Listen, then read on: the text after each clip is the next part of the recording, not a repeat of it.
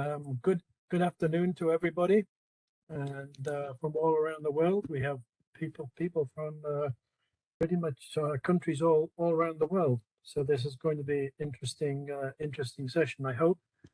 So Bob and I try to bring technical items from other Hrsg forums that we run around the world. We have one in Europe and one in Australia. And so today we're going to talk about managing HP evaporator deposits, avoiding tube failures that result from those deposits, and the chemical cleaning aspects of HP evaporators. And this was previously presented at one of the workshops that we had in the Australasian Boiler and Hrsg user group. We call it ABHUG. So we're going to move ahead. Myself, I'll do the first hour, and Doug Hubbard will do the second hour with questions included. So here's the approximate agenda that developed. So I already mentioned we're going to talk about the chemically influenced failure and damage mechanisms, and particularly those relating in Hrsgs to deposits in the HP evaporator. And we're going to talk about the management aspects of these failures and how they can be identified by looking at repeat cyclochemistry situations. I'm going to show you some of the sampling and analysis techniques that are used, as there's quite a lot of questions that came in on these. And then Doug is going to talk about the Hrsg cleaning options and some case study aspects. So the first part is going to be myself talking about the HP evaporator deposits and tube failures. And we're going to just start very slowly here and indicate chemically influenced reliability issues haven't really changed. We're not going to talk about them all today. We're going to talk about the tube failures, HTF we call them, and there's two major areas here: flow accelerated corrosion, which is the leading tube failure mechanism in Hrsgs. We've covered that quite a number of times at these forums, and how FAC can be alleviated by using the Optimum chemistry. Today we're going to concentrate on one of these other mechanisms. It's called under deposit corrosion, where the key aspects are the internal deposits in the HP evaporator. And we're going to talk about sampling these tubes to identify the deposits and the optimum chemical cleaning processes. So the leading mechanisms in Hrsgs, leading tube failures, haven't really changed in the last 15 to 20 years.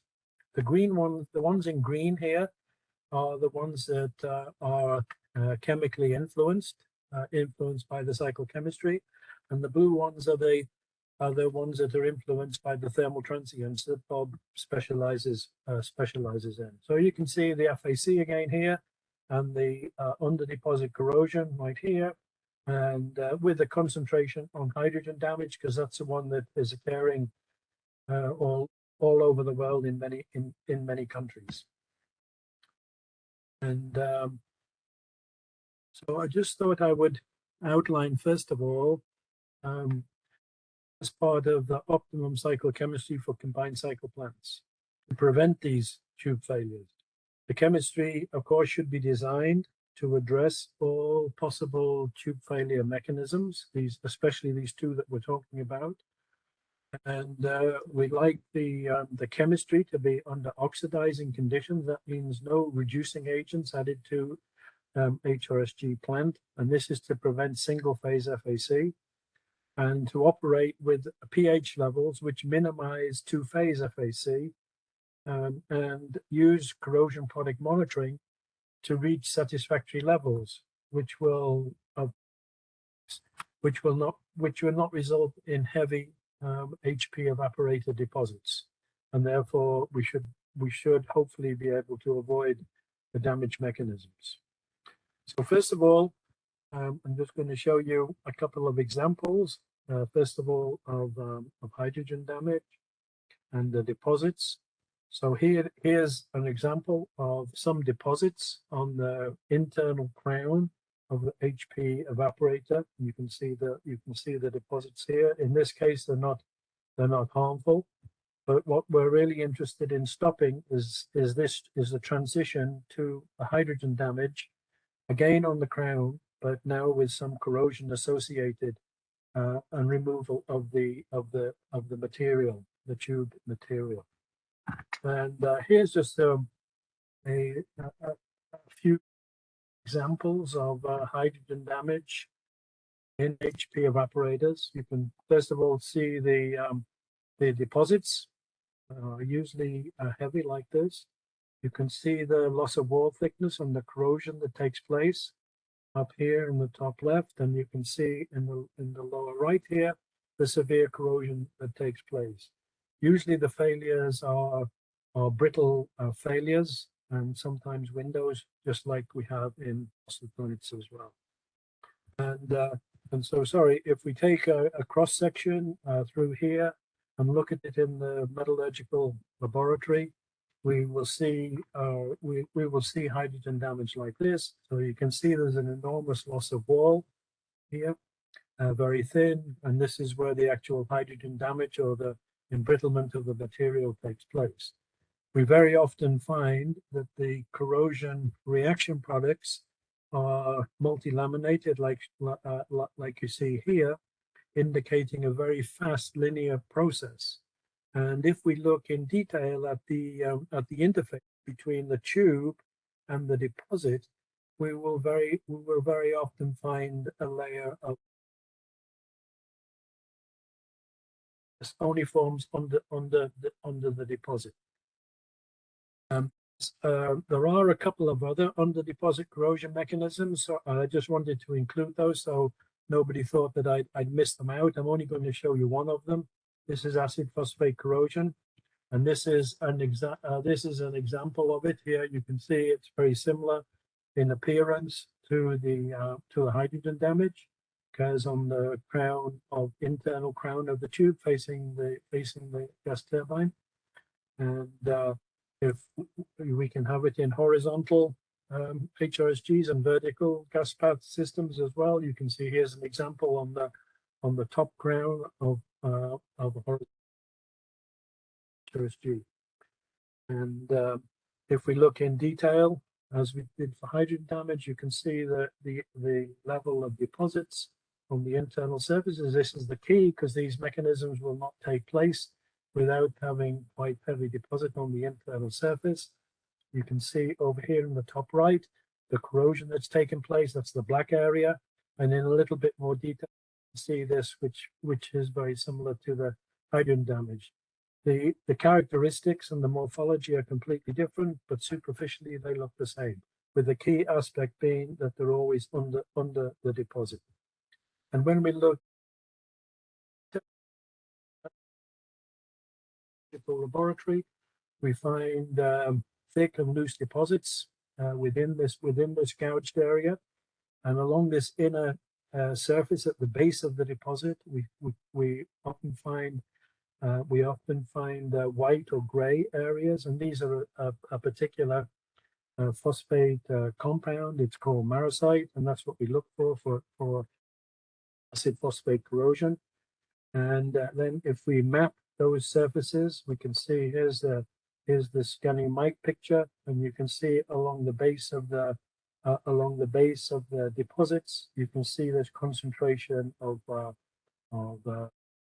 phosphate here, which is the indicator.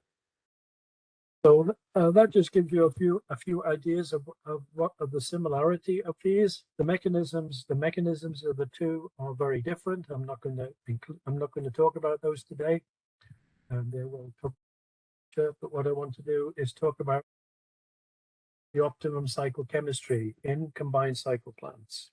And using this particular a process called repeat cycle chemistry situations, RCCS, that we developed some years ago. I'll explain.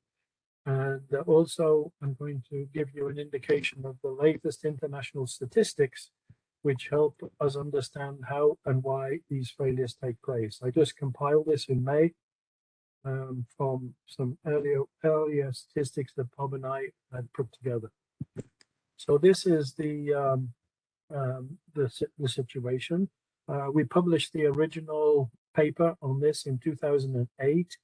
The references are down at the bottom here, and the 2022 detailed data accumulated from assessments at now over 260 plants worldwide confirm that these failures, these cyclochemistry influence failures and damage, are directly related to plants operating with multiples, 2 or more of these RCCS in fossil and combined cycle plants. So these are the 9 of them. I'm going to just explain how they become a repeat situation, but I'm only going to address the ones that today, as we're interested in under deposit corrosion and hydrogen damage. So the latest statistics are included in this paper by Bob and myself, which we published in 2019, which has the details of all these. And Scott will indicate where you can have access to those through this activity today. So first of all, let's have a look at the corrosion products, and these are some of the categories within these two, within corrosion products and within HP Evaporator. Corrosion products are the leading RCCS. Generally, we find that the corrosion product levels are not known, or they're too high, above guidance or achievable values. They're taken at the same time each day, or same shift each day, instead of when the unit is at a common condition. Techniques used, we find, are incorrect within limits, and therefore we're only looking at the soluble part of the total in corrosion products. For the HP Evaporator deposits, common for samples not to be taken from HRSGs to identify the deposits. So therefore, there's no knowledge of the deposits and or the deposition rate. And samples are sometimes taken, but are not analyzed comprehensively. Sometimes they're just analyzed and you get the deposit loading, which I'll show you. But you need to be able to see what the morphology of the deposits are. The deposits are excessive, not linked with the chemistry in other parts of the HRSG. And sometimes the units recognize that they need cleaning, but it has delayed it or cancelled it. And most recently, what we're finding is that misapplication of film-forming substances can also result in heavier deposit levels. And I'll show you some examples of each one of these. So at a previous HRSG forum virtual conferences referenced here, we covered the aspects of monitoring corrosion products, and Ken Kurik from HAC gave a very nice job, and I'm sure that presentation is available, and Scott will indicate how people can get it. But basically, this included what are suitable methods to measure total iron, with the key aspect really being that we need full digestion for all the samples are required because of the dual nature of iron corrosion products being soluble and particulate. This was included, and it was also discussed at the same time what achievable iron levels might be. And there's various guidelines around the world. This just shows the IAPS one. Most of the guidance is pretty similar. So for all volatile in HRSGs in the feed water, we like the iron levels to be less than 2 ppb, and in the drums, we like the iron levels to be around 5 ppb. This was covered in the previous conference.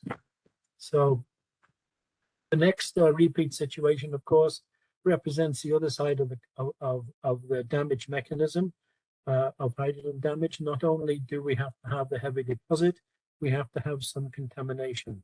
And some of the reasons why plants have this are the high number of condenser tube leaks. Even seawater cooled plants with titanium tubes, the plants are found to continue to operate when contamination has exceeded the action and shutdown limits and continues to operate multiple times.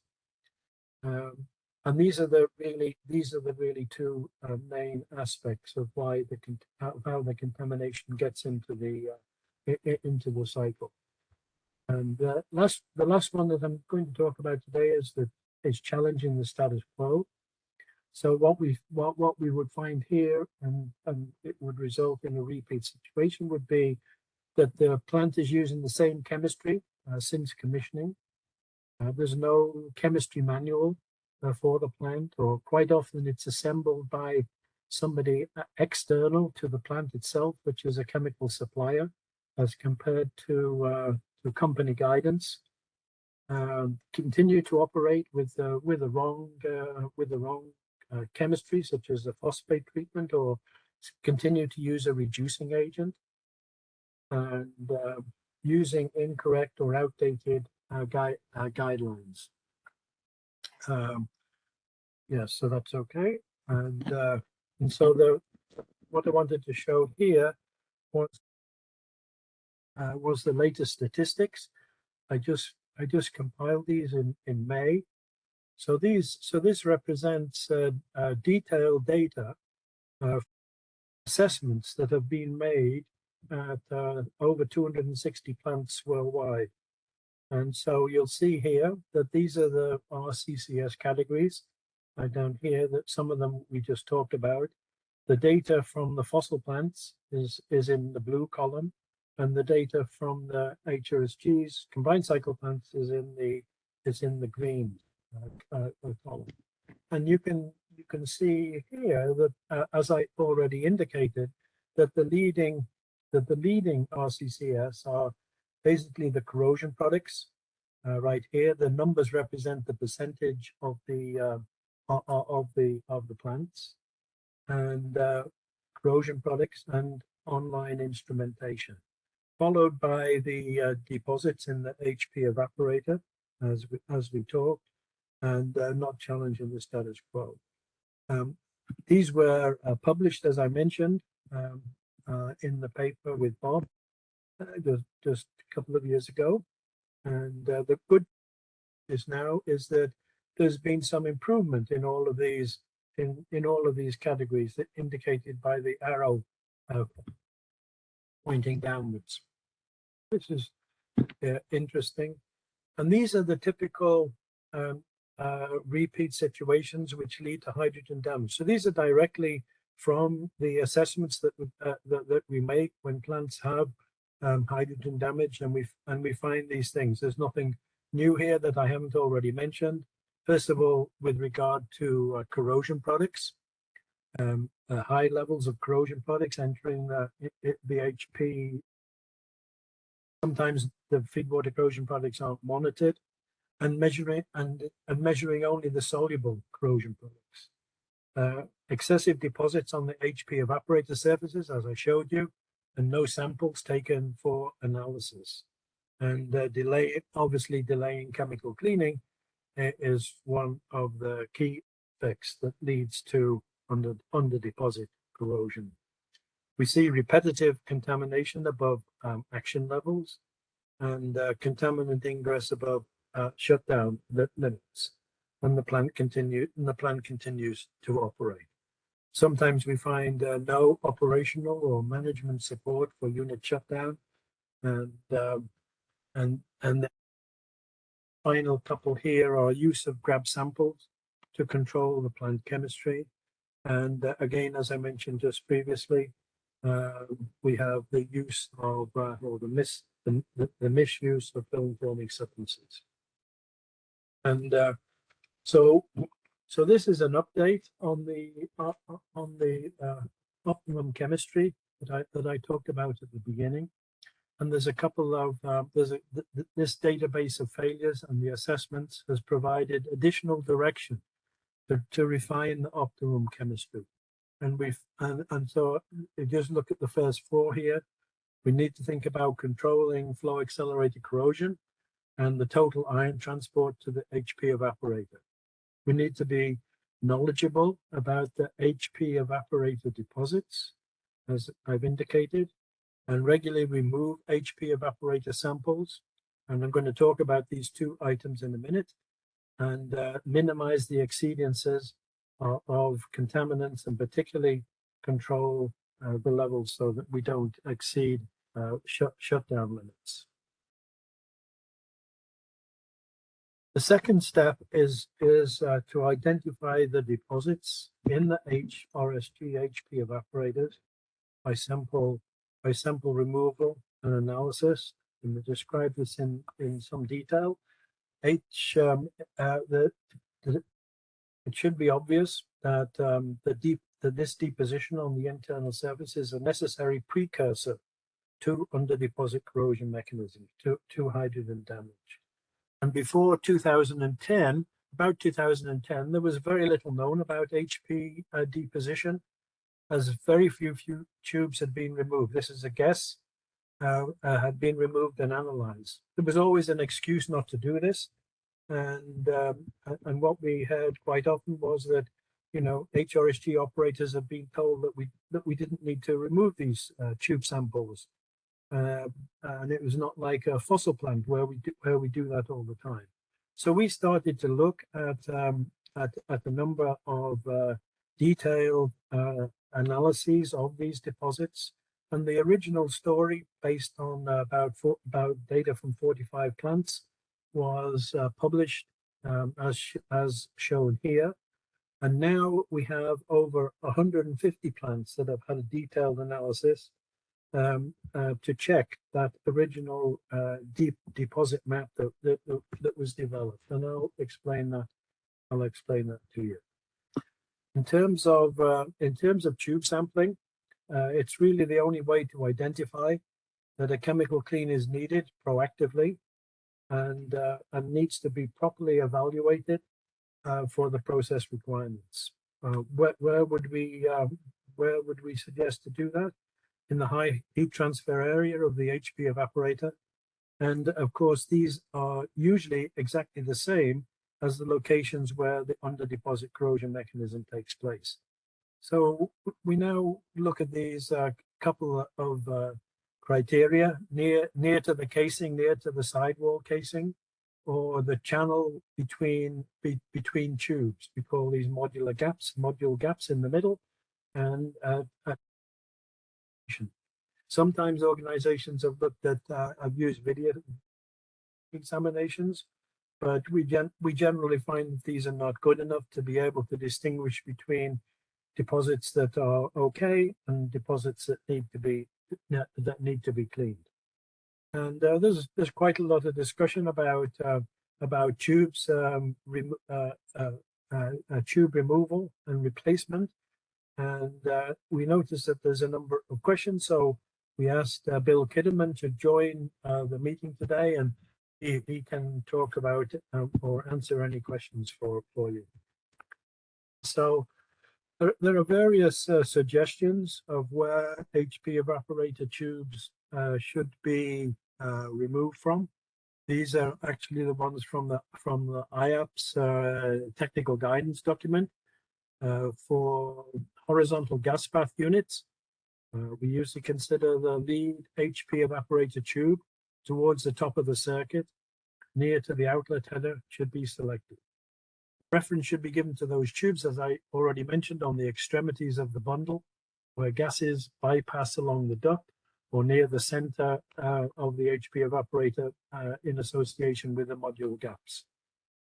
For vertical gas path units, the choice is not as clear because the first and the last tube in the horizontal tube in the bundle will cover the difference in the quality, with preference again for the extremities adjacent to the ducting. And aspect is the deposit analysis, and it's now clear that the best way to do this is a 4-step process, which I'll describe to you. But first of all, we need to know what the deposit loading is, and this can be in milligrams per centimeter squared or grams per square foot, depending geographically where you are. And this ASTM method describes basically how to do it. But as well as that, we need to look at the deposit morphology using optical and an electron microscopy, and I'll show you some examples of this.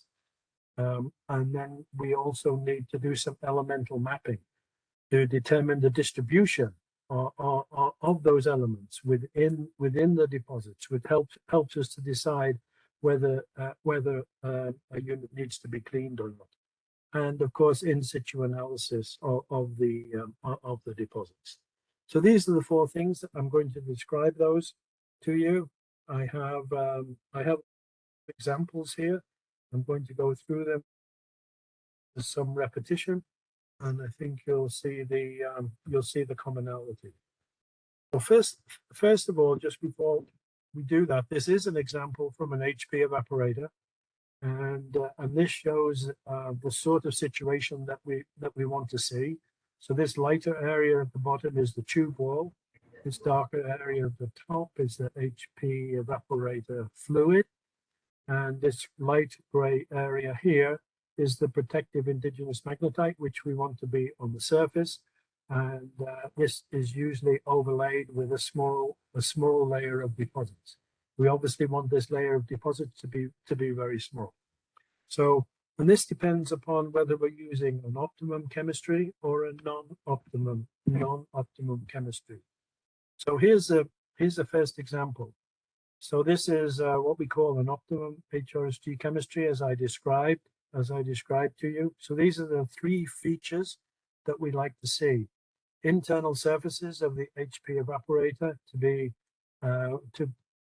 to be nice and red like this.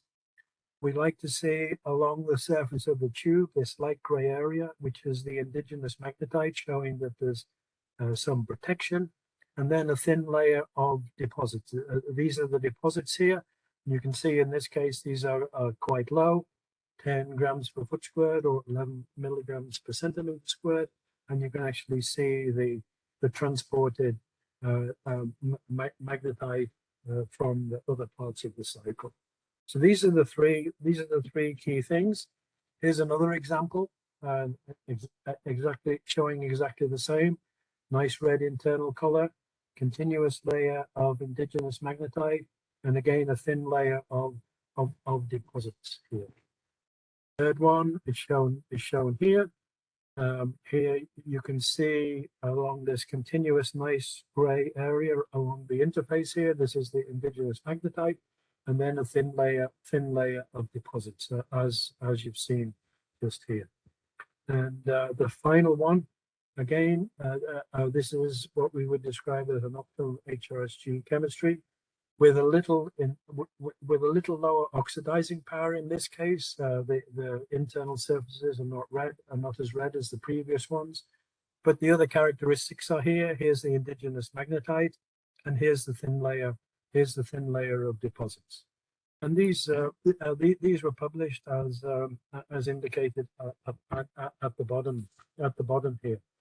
And so now, if we move from an optimum Hrsg chemistry to a non-optimum Hrsg chemistry, then we start to see some change. So in this case, instead of operating with all volatile oxidizing, this is now operating with all volatile reducing, where a reducing agent is added to the cycle. And this is the common thing for all the 4 examples that I'm going to show you.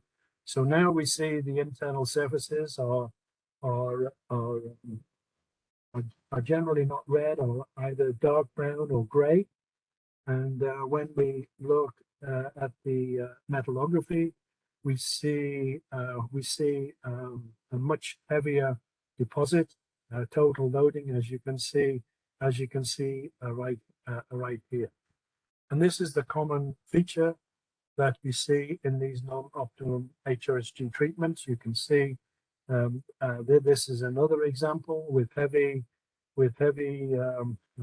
loading right here. But as the deposit loading increases, we start to see some reaction products. These are these gray areas that are pointed out along here, and this is the concentration along the base of the deposit.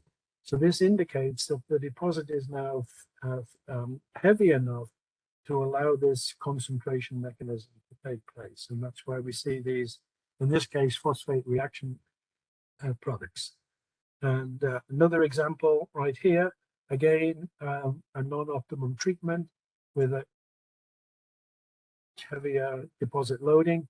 And now you can see much greater these reaction products along at the base of the deposit, which indicate, again, that concentration can take place. And the final example here is shown again, the very thick layer of deposits, a heavy deposit loading. You can see up here over 40 grams per foot squared. And again, now you can see very clearly this the reaction products or the concentration that takes place at the base of the deposit, indicating that the deposit loading is now great enough to cause concentration. And if there was some contaminant enter into the unit, that would be able to concentrate at this location and also result in hydrogen damage. So the other third step of the analysis is shown here. You can see over on the left hand side here the very thick deposit loading, and you can see the concentration that takes place towards the base of the deposit. And when we look at it in the scanning mic and do the mapping, you can see there's a layer of concentration, in this case of phosphate, in this case of sodium, indicating that concentration has taken place at the base of the deposit. And this is just another example of a non-optimum chemistry using a reducing agent. And you can see here the very thick deposit loading, and then these concentration reactions that are shown over here when we map. So now you see you're seeing some commonality across these. So back in 2010, Wendy Weiss and I put together the first version of this map with the examples from 45 plants. And as I mentioned before, the number of plants that have been looked at in detail now is over 150 worldwide, but basically we see exactly the same thing. So this shows deposit loading here, grams per foot squared or milligrams per centimeter squared right here. And for all of these samples that we've looked at, we see this commonality. So if you operate with optimum chemistry, we generally find the deposit loading in this bottom region in the green area down here. And as the chemistry moves away from the optimum, the non-optimum chemistry, as I indicated to you, you start to see the increasing level of deposits and the start of some concentration reactions at the base of the deposit. And the reaction products indicate that the deposits are thick enough to allow under deposit corrosion to take place. So we generally think that as you get above this yellow area or the top of the yellow area, you need to think about I just wanted to put a beware in here, because we're starting to see these. So this is the use of film forming substances. We've talked about that. I run an international conference every year on film forming substances, and what we're finding is, if that film forming substance isn't added in an optimum way or worked out properly, you will see an increase in the deposit loading. So here's just one example. So this was an assessment that we did for a plant in 2018. It had operated part of the time on reducing level, which is not optimum, and then some on the oxidizing treatment. And these are the levels that we see of the deposit loading. And then in 2020, this plant added a film forming product.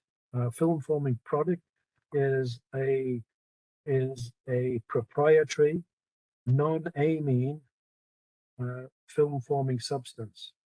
And in this case, you can see that the deposit loading increased drastically here, way up into the red area. We're starting to see this. If an assessment of the deposit loading is not made before starting to add a film forming substance. So this is nearly the end. There's just 2 slides left here. Typical repeat situations which lead to deposits. I think that they're obvious now from what we've just talked about. So high levels of corrosion products, or non-monitored feed water corrosion products, or measuring only the soluble corrosion products doesn't give you a good indicator of it. And then please be aware that when you change to a film forming substance, you've got to be careful about the deposits in the HP evaporator. So the other ones are not removing tubes for analysis, delayed chemical clean, all the things that we've talked about. And the final slide here is that this database and the deposit map have provided further direction to refine the optimum chemistry for HRSGs, and a couple of important additions here, mainly make sure that evaporator samples are removed and analyzed so that the process can be looked at proactively before you get a serious deposit or before you get initiation of hydrogen damage. So that can be done. Both of those things can be done now. And so what we feel is that operating outside of this envelope increases the deposits and starts to initiate the reaction products within the deposits, near to the indigenous magnet, beneath the deposit, and may need chemical cleaning. And this is where we go in a few minutes to Doug, to tell us all about chemical cleaning. Now we've identified the deposits and how to look at them. And so Bob, this is the last slide. Thank you for listening. Thank you, Barry. We had a number of questions submitted for this. I think the majority of those have been answered, but we will get to them as well. So there's a question has come in the chat, Barry, a very good question from David Mulders. David asks, how early should we explore HP evaporator tube sampling in a 2-on-1 combined cycle? We are getting heavy pushback from our management because the plant is too young, commissioned in 2016. Yes. So this is a good question. We get this asked all the time. It's covered in detail in the IAPS technical guidance document, which Scott will put the indicator on the chat. And the answer really depends exactly like I indicated in the presentation, of whether you're monitoring the other things. Are you monitoring total iron that's going into the HP evaporator? It doesn't really matter whether it's single phase, whether it's a single pressure, double pressure, or triple pressure. You've always got to be looking at those corrosion products going into the HP evaporator. So if you meet those achievable levels, then you might be able to help the management to not conduct the analysis that I've shown you as early. But if you're a plant that's not using the optimum treatment and you're using a reducing agent or any of the other things which make the plant not optimum chemistry, then you might want to think about taking some samples before 20,000 hours, which is I think the level that we put in the IAPS document. And so we generally get heavy pushback. Plants quite often get heavy pushback from the management, but I think that I think what I've shown you here essentially means that it could be foolish if the other parts, related parts, are not conducted and don't meet the criteria. Thank you. There's a few other questions, several from Yogesh. We'll get to those in a moment. But we had a question in a pre-submitted question about how do you take the tube samples. So if we can, let's take a minute and let Bill talk a moment about that. Yeah. The specific question was, are tubes generally replaced? Well, one of the questions, Bill, was how common is it to do a partial tube replacement versus replacing a full bundle? And I suppose that means after you found that you have so much damage that you have to take this kind of corrective action. The other questions are around how do you go about taking the sample? How long does it take, and so forth? Okay, I guess to answer the first question, obviously we have to identify the location where we want to take the tube, and as Barry's indicated, it typically wants to be up in the upper levels, so we'd have to put some scaffolding up to get there and essentially take the tube. Depending on the location, it could take, this would most likely be a carbon steel tube, so the actual work it would take you a shift, maybe two, to get it out and in. You'd have to, one of the critical things that you have to do is maintain a tube stock with the applicable certification to make the tube repair. I'm assuming most of these tubes would be straight tubes, not bent tubes, so you won't need the bend. If you do, then obviously you'll have to have the bend tubes. Let's see, Bob, I forgot the other question. Sorry. Well, yeah. Well, let me follow up on what you just said before we go back to that one. So some units have a row of superheater tubes in front of the HP evaporator, which further restricts access from the gas path. Have you taken samples for analysis by going in through the sidewall to avoid having to cut the superheater tube, or in your opinion, is it better to just go ahead and remove the superheater tube and then put it back after you've got the sample? It's 6 of one, a half dozen of another. Part of the problem is when you go in through the sidewall is the sealing of the sidewall afterwards. That always creates some fun, because once we go in, we can't necessarily seal the sidewall and create some potential of losing the insulation, through the velocity of the gas. That's one of the things. So ideally, we just go in through the furnace, cut the Dutchman, cut the piece out of the superheater tube, and then just put it back in. Yeah. Okay. No, the other question was, how common is it to do partial tube replacements versus replacing an entire module? We do them all the time. That's not an uncommon factor at all. That's probably the majority of our work. To replace a whole module is obviously a huge capital expense. And most of the work is done on a, on a maintenance outage, and we'll just replace sections of tubes depending on the damage that's found and how far it is found. The only issue becomes, I mean, it's a minor issue, but it is an issue, obviously. If it's a fin tube, you're going to have an open space of the fins, where we can't. You're going to need 3 or 4 inches where you won't have any fins on each side to make sure that you can make the weld. Yeah. And these are typically mirror welds also. Yeah. Yeah. So you need to know that the welder knows what he's doing. Yes. So that you don't have to go back. Right. Correct. Yes. Yeah. Okay. Thank you, Bill. Thanks, Bill.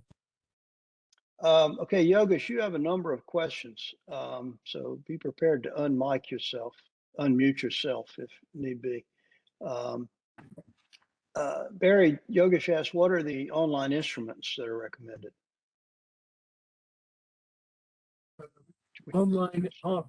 Online instruments for this particular mechanism, I presume that he mentions. He will have noticed that one of the most important repeat situations is the instrumentation, because we generally find that the instrumentation is not satisfactory. And for HRSGs, this would typically represent about 65% of the level that's known. But when you're talking about this particular mechanism, hydrogen damage, there's a couple of things that you want to address, and they're the ingress of contamination through the condenser. So maybe having a special condenser module. And definitely monitoring the condensate pump discharge, and most guidelines around the world, he can see by going to the IAPS document, you would suggest monitoring cation conductivity, or CASE as it's called, oxygen and sodium, to identify as early as possible that contaminant in ingress, and that would be the really key one for this particular mechanism, if that's what the question is in relation to. If it's just a general question, then there are other key instruments around the cycle that you would. So the guidelines you mentioned list all of those instruments necessary to maintain the optimum chemistry. And so if I understand you correctly, there's 2 legs to this stool. One is allowing the deposits to get thick enough that the concentration of contaminants can begin. And then the trigger event is having contaminants enter the system that then are available to concentrate and cause hydrogen damage. Yeah, that's Bob. That's exactly right. We have this discussion all the time, and one easy way to understand it is that just having one of those things doesn't result in an under deposit corrosion mechanism. So if you have a thick level of deposit by itself is not going to result in hydrogen damage. You have to have the ingress of the contaminant chloride. Or the alternative is if you have an exceedance of the contaminant level, but the unit is relatively clean in terms of the green area that I showed you on the map, then that also will not result in hydrogen damage. You have to have the 2 things together. So it's definitely a two-pronged approach. Right. So it's critical for making that kind of management decision if you have an event, an excursion, a contamination event, to know what your deposit density is. Yes. Seems to me. Yeah, and that's that was the whole point of the one of the main points from the presentation is if you do it, you know, before you have the damage, not wait for the damage. If you do it, you know, at less than 20,000 hours, like I mentioned before, to get an indication, you need to know what the deposit is and what the deposition rate is, so that you can plan when it will come close to that red area. Right. How about chloride analyzer? Sorry. How about chloride analyzer? Yes, yeah, you can do that, but it's generally considered an excessive instrument. There's no problem if you want to exceed that minimum level, you know. But Okay. it's a much more complicated instrument than the ones I mentioned. Some plants are using those, but the key thing is to get the indicators from the instruments that I mentioned, and most importantly, to have the operators trained so that they know what to do Mhm. when that event takes place. Okay, thank you. Yeah, Yogesh, thanks. Yeah, Yogesh also asked about the effectiveness of a borescope inspection for this type of analysis. You already said it's not particularly effective, and I noticed that in the samples, the examples you showed, the tube interiors look the same in your slide for the optimum chemistry and for the high deposits. So I Yes. guess until you've got the point that there's a corrosion nodule formed, you're not going to see anything different in a borescope, regardless of how thick it might be. Yeah. Bob, we've done many examples like this, and showed that it's almost impossible just by looking visually at the surface to tell whether it's got 10 milligrams per centimeter squared or 100. Okay. And you saw some of the examples. So if you really want to identify whether the unit's okay, you know, there's no objection to using a borescope. If you want to, you can have a look. They can go in from the drum and down the evaporator tubes, and you might see some initiating damage. But if you put it in and you don't see anything, it doesn't necessarily mean that there are no deposits. Yeah. Yeah. Yogesh has another interesting question I don't think I've ever heard asked before. Could using some other material, such as T22, in the HP evaporator reduce the chance of hydrogen damage?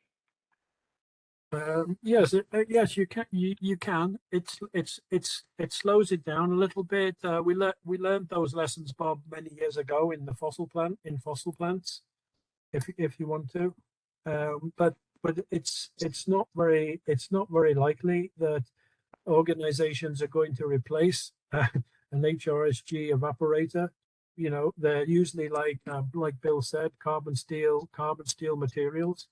It's not like putting the chromium containing material in the LP evaporator to stop FAC, because the things that are generating the damage here are the generation of the corrosion products from the low pressure cycle and the ingress of contaminant. Yogesh, I'll say that in the dark ages, prehistoric times, I managed a conventional power plant that we had to chemical clean the boilers every 2 or 3 years, just because we didn't know what we know now about chemistry. And one of those boilers had T11 tubes in the furnace walls. So it increased the cost of the chemical clean significantly by having that chrome in those tubes. The effluent that was left had to be stored and tested for hexavalent chrome and all of that stuff.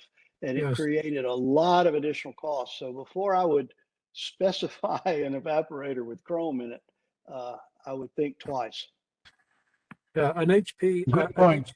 in an HP evaporator, Bob, that's true. In the Yes, low yes. in the low pressure evaporator, you generally don't consider chemical cleaning those. You know, That's correct. And the FAC protection it gives you back there is well worth oh, yeah. any Oh, chance yeah. you're ever going to clean it. But in the Yeah. HP where you may have to clean it, I would be somewhat careful. Yes. Good point. Yeah, let's see. We've got a question about, I think we talked about that one already. Barry, at what interval, how often do you recommend that tube samples be taken if you're on the program of understanding the deposition rate and so forth? Yeah. Well, Bob, there's no unique answer to that, and I partially answered it before. It depends upon those other indicators that you should be monitoring.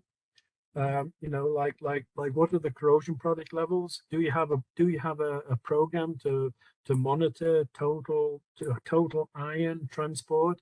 And you know, if that's within the sort of international standards for that, then you wouldn't need to sample as often.